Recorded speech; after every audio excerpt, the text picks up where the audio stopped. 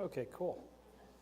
So I think since we've had a bit of a pause and it's been a while since we've said a word of prayer, let's say a word of prayer again. Dear Lord, we thank you for this wonderful Sabbath day and this wonderful church family that's kindly invited us here and the wonderful lunch that they've provided us. Please make my words yours and help us to understand the importance of religious liberty and freedom of choice. We thank you for your many blessings, Lord. Amen. So, this topic is something that I think is extremely important as Adventists. I think the Adventist Church in general puts an extremely heavy emphasis on religious liberty, perhaps more so than many other churches. Interestingly enough, I've always had this interest in the Founding Fathers. And so to be able to tie the two things together for me was something that was quite interesting or a lot of fun, really. So I want to kind of explain to you what our Founding Fathers really believed. I think there's a lot of talk right now about taking this country back to its roots. And you get a lot of that sort of from the evangelical Christian side. I think if you looked around on the internet and you dug enough, it's not too hard to find people who are calling for the return of Sunday laws, to take us back to our roots and to really kind of bring this country back to God. But the question that I want to answer for you today is whether those laws would actually really truly be based on the beliefs of our Founding Fathers or not. So hopefully I can answer that question for you today. And the other thing I would say is there is a variety of opinions amongst the Founding Fathers.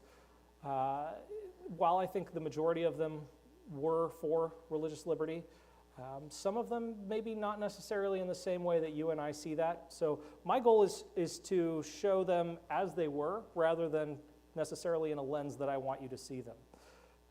Now, I would start by saying, what sort of character does Jesus have? Does his character exhibit reckless love? Is Christ kicking down walls to get to us? If you listen to popular Christian music these days, there is a very popular song that portrays Jesus as doing these things, as being reckless, as kicking down walls to get to us. But is this consistent with Scripture? So, correct, none of these things. Christ is not reckless. He is not kicking down walls or tearing things up to get to you.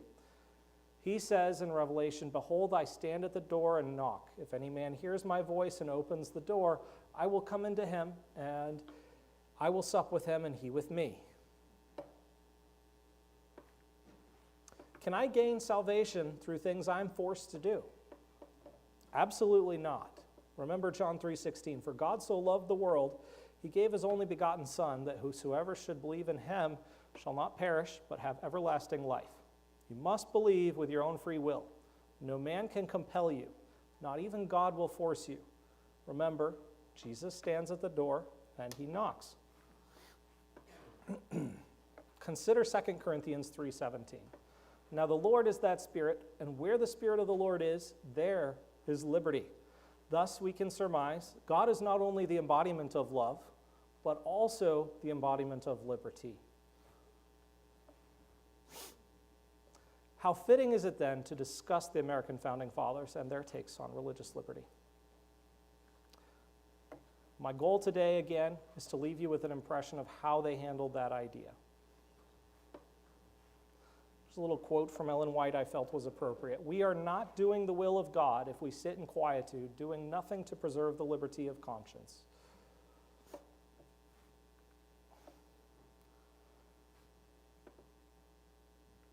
Sorry, I got one behind.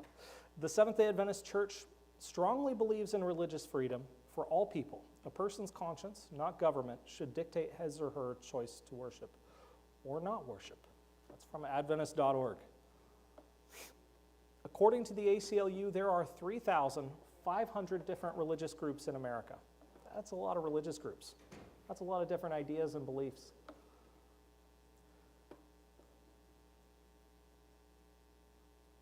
Hopefully, another thing to consider. I'd like to have a lot more information from more founding fathers.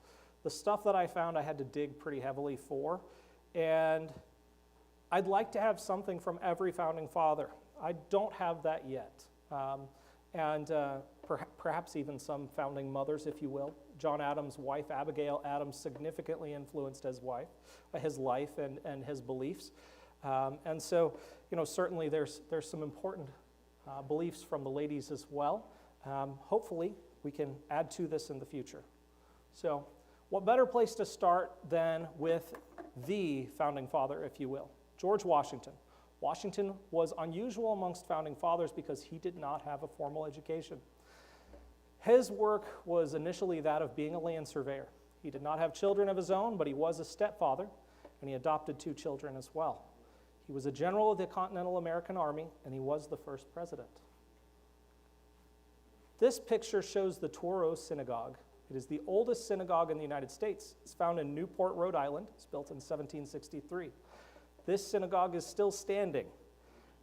As president, Washington visited the synagogue in 1790. The following is an excerpt from Washington wrote to the Touro Synagogue, thanking them for welcoming him warmly when he came. Washington says, "Happily the government of the United States, which gives to bigotry no sanction, to persecution no assistance, requires only that they who live under its protection should demean themselves as good citizens in giving it on all occasions their effectual support." Now, that sounds an awful lot like what we are told to do in the Bible. We're told to support our leaders, and in so much as it's not violating God's law. Here we have Thomas Jefferson. He wrote the Declaration of Independence, as you all, I'm sure, have heard, life, liberty, and the pursuit of happiness. Interestingly, he was 33 years old at the time of authoring the Declaration of Independence. That is really young. He was one of the youngest founding fathers at the same time as being one of the most instrumental. He was also the 3rd president. He actually created a Bible from the New Testament, often referred to as the Jefferson Bible. What he did is he took the Bible and he cut out all references to the supernatural, to divinity, to miracles, anything like that. Just cut it all out, made his own version. Now, not endorsing that at all, just to be clear. I've not examined this Bible. I have to wonder if he cut out Revelation 22, verse 18 and 19. It says, "For I testify unto every man that heareth the words of the prophecy of this book. If any man shall add unto these things, God shall add unto him the plagues that are written in this book. And if any man shall take away from the words of the book of this prophecy, God shall take away his part from the book of life and out of the holy city and from the things which are written in this book."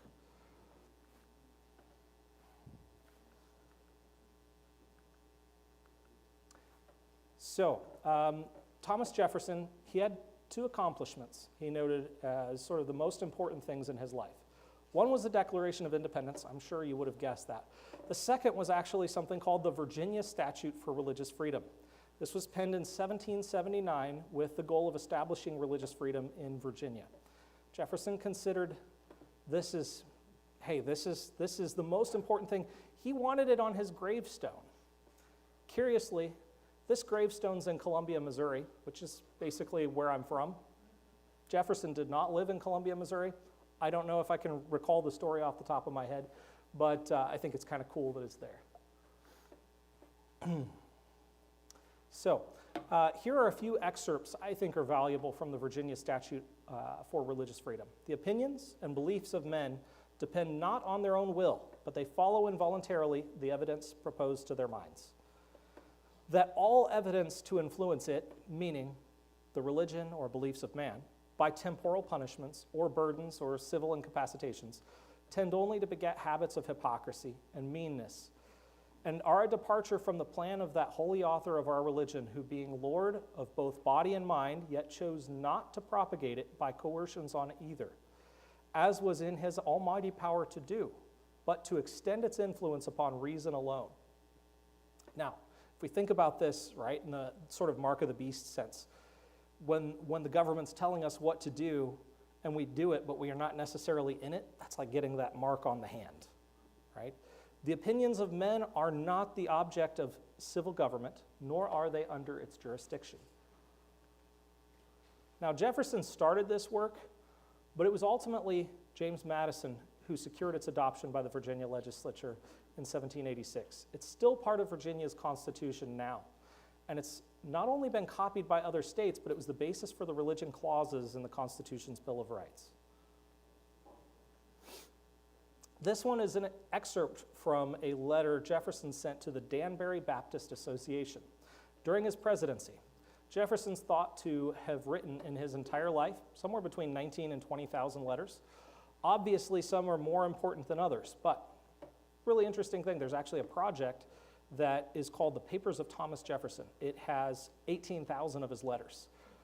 I don't know if I would like 18,000 letters I wrote to be out for the public to read, but it definitely gives us a good idea through reading these things what these people thought. So in this letter, he says, believing with you that religion is a matter which lies solely between man and his God, that he owes account to none other for his faith or his worship, that the legitimate powers of government reach actions only and not opinions, I contemplate with sovereign reverence that act of the whole American people which declared their legislature should make no law respecting an establishment of religion or prohibiting free exercise thereof, thus building a wall of separation between church and state.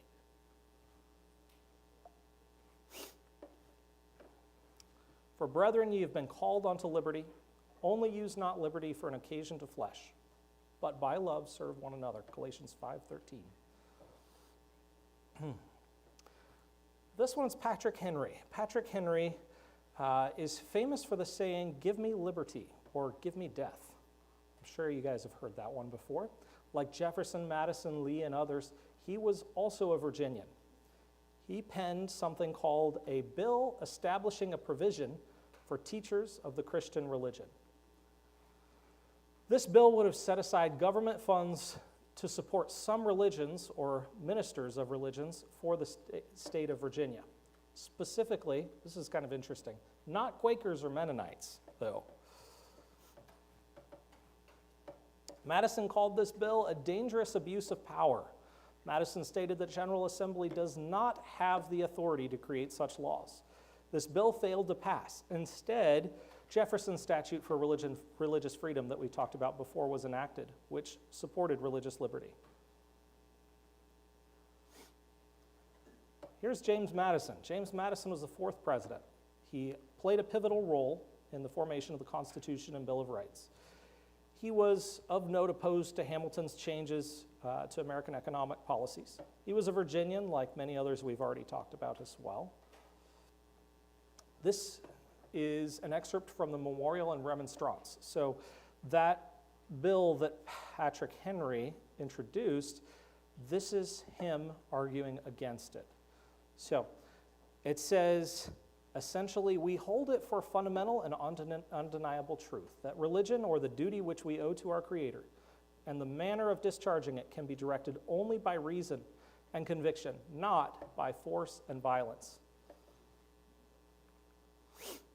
Madison's opinion is further illuminated by a letter he sent to Edward Livingston.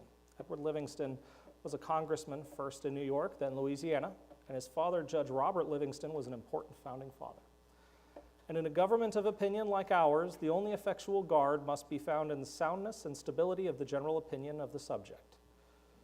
Every new and successful example, therefore, of a perfect separation between ecclesiastical and civil matters is of importance, and I have no doubt that every new example will succeed, as every past has done, in showing that religion and government will both exist in greater purity the less they are mixed together.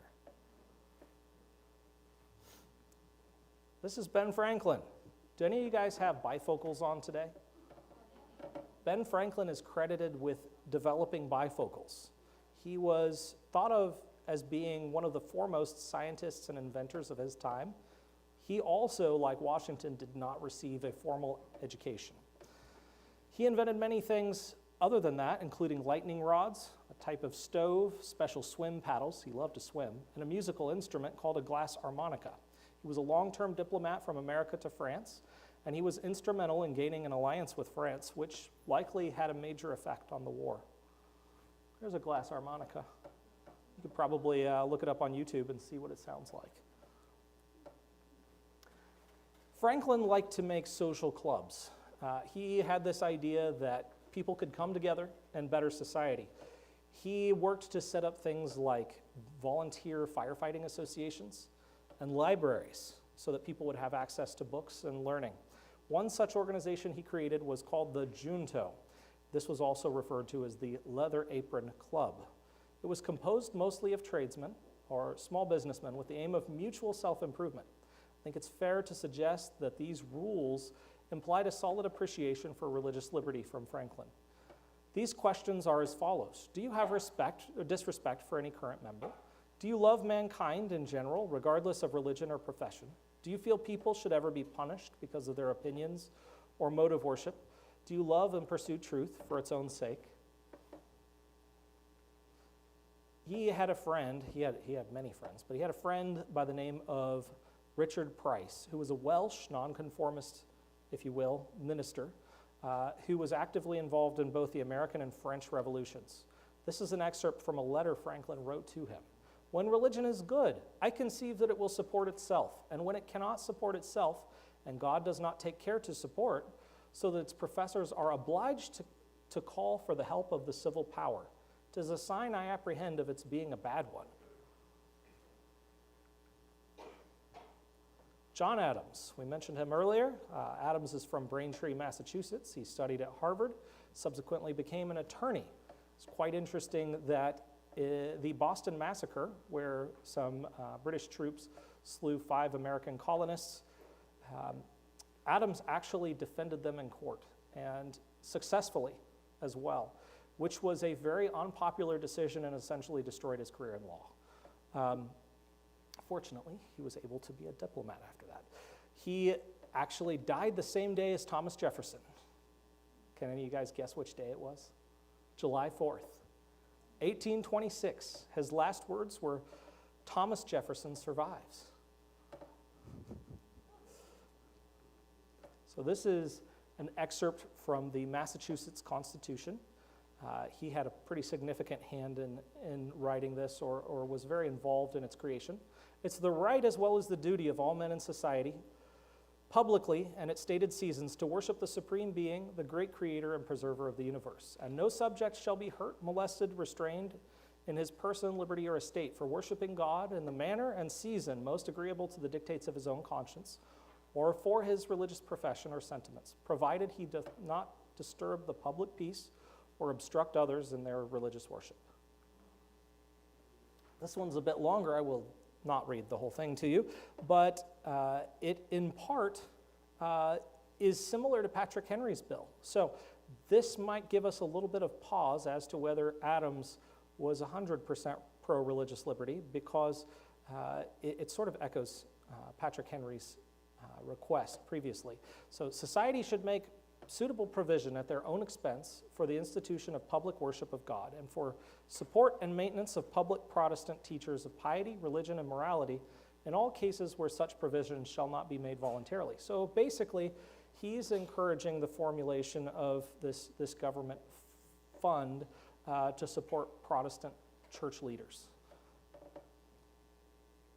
So affirmation of religious freedom, but some suggestion of collaboration between church and state.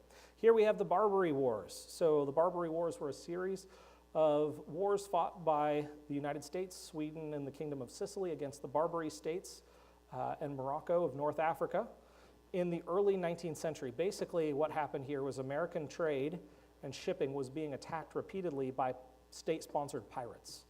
And these countries would steal entire ships and their cargoes, and they would take the American crews and they would actually sell them into slavery. Basically, the belief in Islam is you cannot take somebody else who's Muslim and sell them into slavery. However, you can take somebody who is of a different faith and you can put them into slavery. So they would take the American sailors and they would abduct them, they would sell them into slavery and steal all their goods.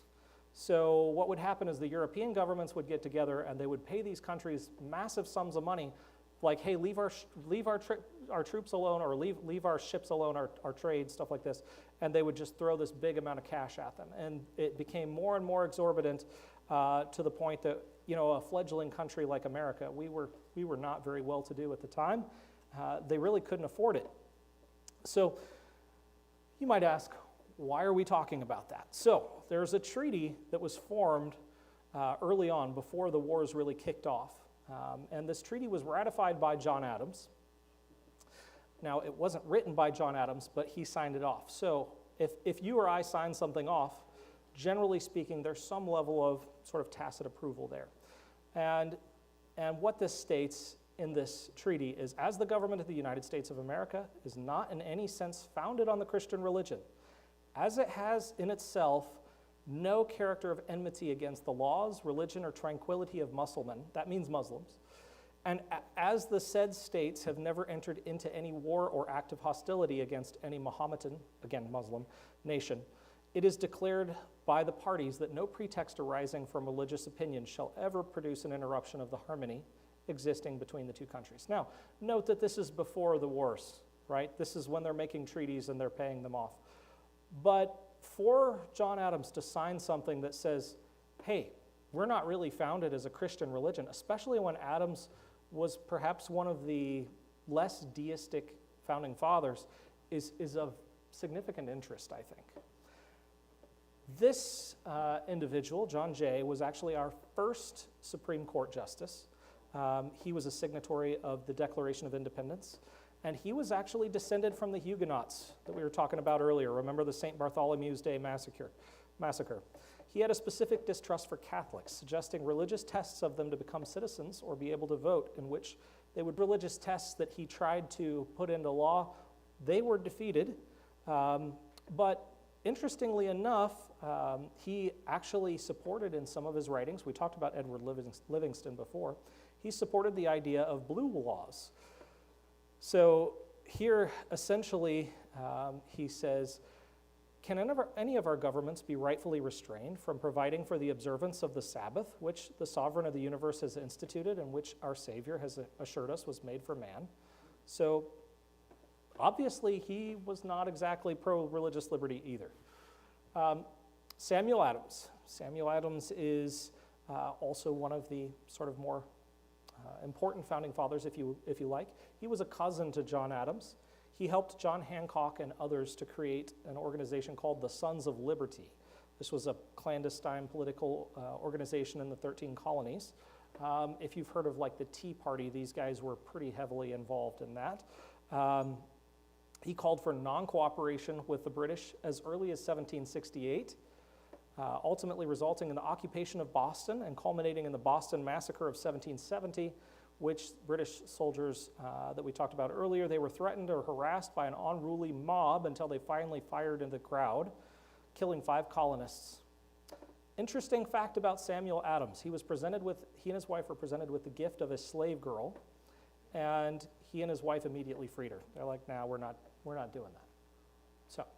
So here's an excerpt from a pamphlet that he wrote called The Rights of the Colonists. As neither reason requires nor religion permits the contrary, every man living in or out of a state of civil society has a right peaceably and quietly to worship God according to the dictates of his conscience. So I'm going to just read a part of this. Insomuch that Mr. Locke, he means John Locke, has asserted and proved beyond the possibility of contradiction on any solid ground that such toleration ought to be extended to all whose doctrines are not subversive of society. The only sects which he thinks ought to be, and which by all wise laws are excluded from such toleration, are those who teach doctrines subversive of the civil government under which they live. Namely, he states further, he's referring to the Roman Catholic folks as they recognize the Pope in a manner that subverts the secular government. This is Alexander Hamilton. He's quite famous. I would say perhaps popularly one of the most famous due to the adaptation of his biography into a Broadway play. He was an artillery officer as a very young man. I cannot remember his precise age, 19, 20, somewhere around that. And then he was Washington's aide-de-camp. So he was literally like writing letters for Washington. and assisting him with all sorts of duties. He was the Secretary of Treasury under the Washington presidency, and he was thought to be a likely future president. Now, he died in a duel with Aaron Burr, who was a vice presidential candidate, which resulted from political rivalry and personal animosity. So I want to step aside slightly here for a second. We should consider, as Adventists, the harm that politics does to our church, to our relationships with others, to our relationships with others in the community. We really have no business entangling ourselves in worldly politics as followers of Christ. And yet many allow ourselves to become entangled in such matters to our detriment, much as it was to Hamilton's. Now, I had a really interesting comment that our pastor, when we went to church in Tennessee, made. He said, we really should call ourselves Christians, not Democrats, not Republicans. So, this is from a letter he wrote, a pamphlet he wrote called A Full Vindication of the Measures of Congress as a teenage college student. So this was a response to a loyalist, meaning like pro-British pamphlet. But being ruined by taxes is not the worst you have to fear. What security would you have for your lives? How can any of you be sure you would have the free enjoyment of your religion long? Would you put your religion in the power of any set of men living? Remember, civil and religious liberty always go together. If the foundation of the one be sapped, the other will fall, of course. So, further from the same letter, he says, the affair of Canada, if possible, is still worse. The English laws have been superseded by the French laws. The Romish faith is made an established religion of the land, and His Majesty is placed at the head of it. The free exercise of the Protestant faith depends on the pleasure of the governor and council. The subject is divested of the right of trial by jury, and an innocent man may be imprisoned his whole life without being able to obtain any trial at all. The Parliament was not contented with introducing an arbitrary power and popery in Canada with its former limits, but they have annexed it to the vast tracts of land that surround all the colonies. Here we have Oliver Wolcott. Oliver Wolcott was a major general in the Revolutionary War under Washington, as well as a governor and representative for Connecticut. He wrote, he was in a debate regarding Connecticut state government, and he made the following comments. Knowledge and liberty are so prevalent in this country, I do not believe the United States would ever be disposed to establish one religious sect and lay all others under legal disabilities. This is Richard Henry Lee. Now, probably a lot of you guys haven't heard of him, but you've probably heard of Robert E. Lee, the Confederate general. He is sort of a relative of him, I think maybe a distant uncle, something like that. So he came from a wealthy Virginian family and actually grew up on the same estate that Robert E. Lee grew up on later. Richard Henry Lee actually was on a hunting trip in 1768, and a rifle he was using actually exploded and destroyed 4 of his left-hand fingers. One of the earlier founding fathers as far as pushing for independence, so that was something that was sort of unique about him. The following is an excerpt from a letter that he wrote to Madison in 1784. The Declaration of Rights, it seems to me, rather contends against forcing modes of faith and forms of worship than against compelling contribution for the support of religion in general. I fully agree with the Presbyterians that true freedom embraces the Mohammedan, meaning Muslim, and the Gentoo, meaning actually Hindu. I had to look that one up. I had no idea what that was talking about, as well as the Christian religion. So, he also proposed an amendment to the Constitution as follows, that the rights of conscience in matters of religion not be violated. Dr. Joseph Warren, we're getting close to the end here. Dr. Joseph Warren was a physician. He inoculated John Adams for smallpox in 1764. If you haven't heard of inoculation, basically what they would do is they would take a pustule from a person with smallpox, they would take a blade and nick that pustule and take a little bit of that, and then they'd make a cut on another person and then swab that in there. And so it was kind of like an early vaccination. Most people got the illness less severely through inoculation than they did if they contracted it through regular means. And but this was hotly debated, and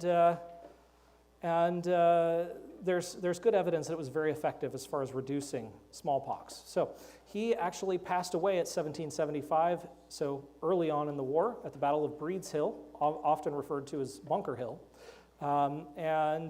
So here he's speaking or giving an oration at a commemoration of the Boston Massacre, same year of his death. It's quite wordy, but here's the part I find relevant.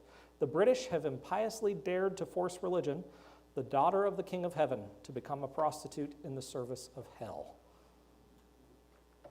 Here's a painting showing the scene of his death.